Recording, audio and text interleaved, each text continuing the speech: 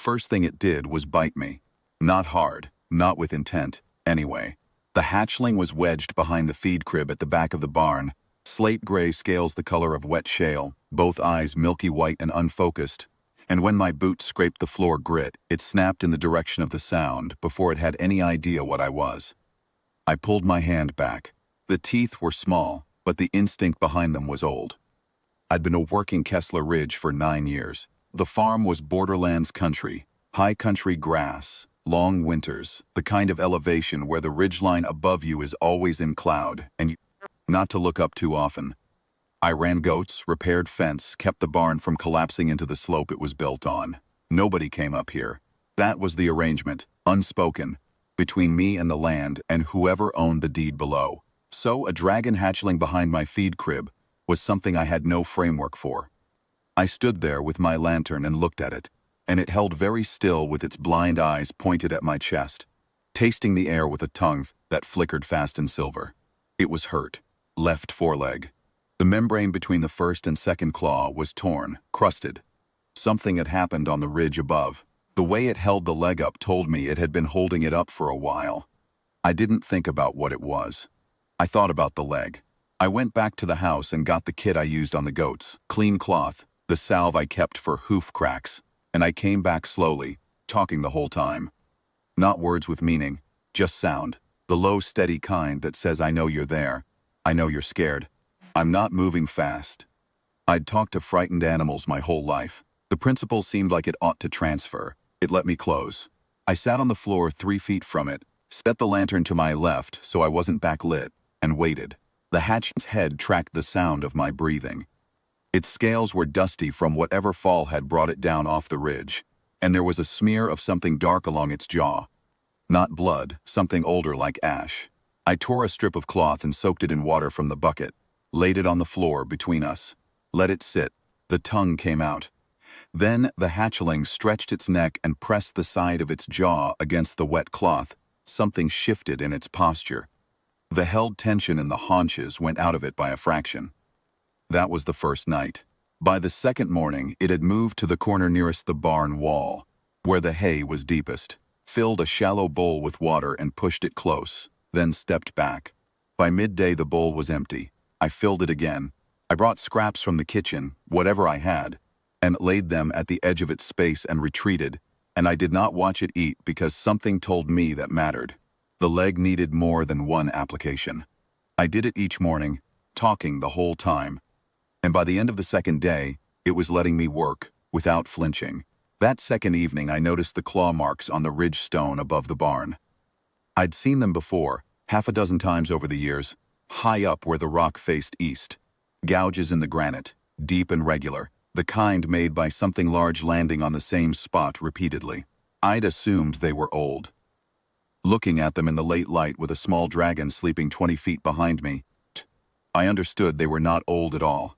Something large and regular had been landing on that ridge. Something that left marks like that came back, didn't sleep well.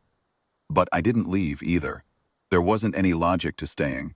There was only the hatchling's weight of trust it had handed to me in small pieces over 2 days, and which I was not willing to drop. By the third day, it would follow the sound of my boots. Not close, 4 or 5 feet behind, head low, the blind eyes forward, navigating by sound and scent alone. I'd move from the water trough to the feed crib, and I'd hear the soft click of its claws on the barn floor keeping pace. When I stopped, it stopped. When I sat on the milking stool to mend harness, it lay down at a distance that had been shrinking by a foot each day. I talked to it. I told it about the farm. About the goats, about the ridge in summer, when the grass came in green all the way to the rock line. About the winter when the east wall of the barn came down in a storm. And I rebuilt it in 3 days because there was nothing else to do. Couldn't understand a word. But it listened to the sound of a man working through a problem calmly, and maybe that was enough.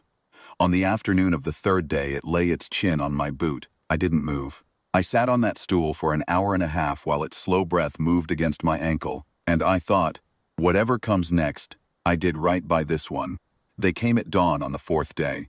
I heard them before I saw them, a deep harmonic pressure in the air, felt in the chest before the ears caught it.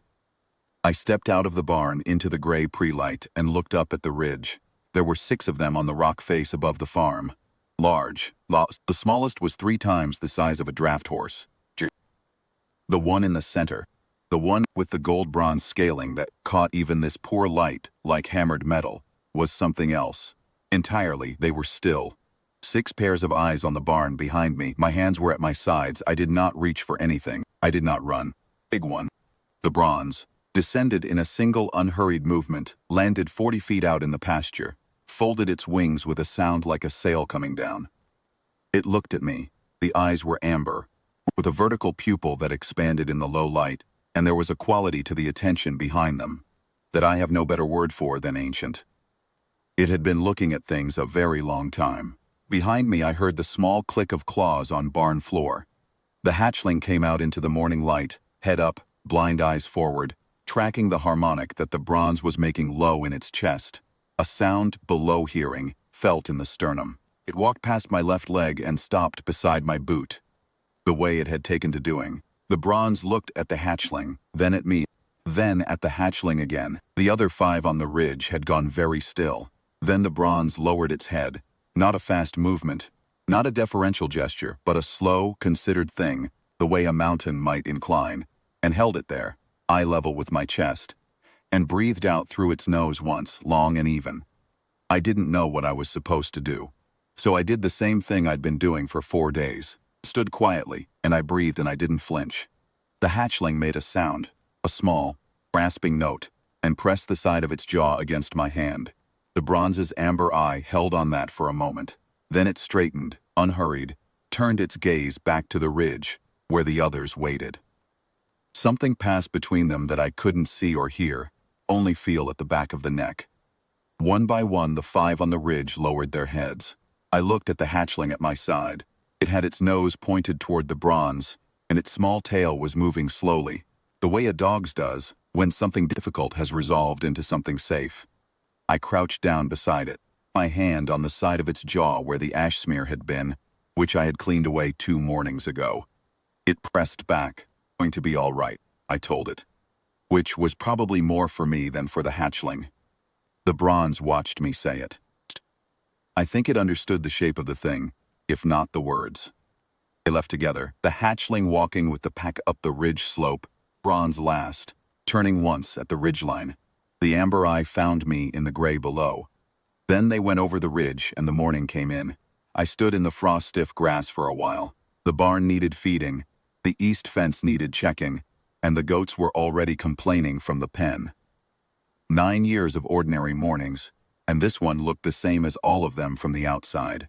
I went back to work. But I walked a little differently on that ridge from that day on. Like a man who knows, without needing it explained, that he has been seen.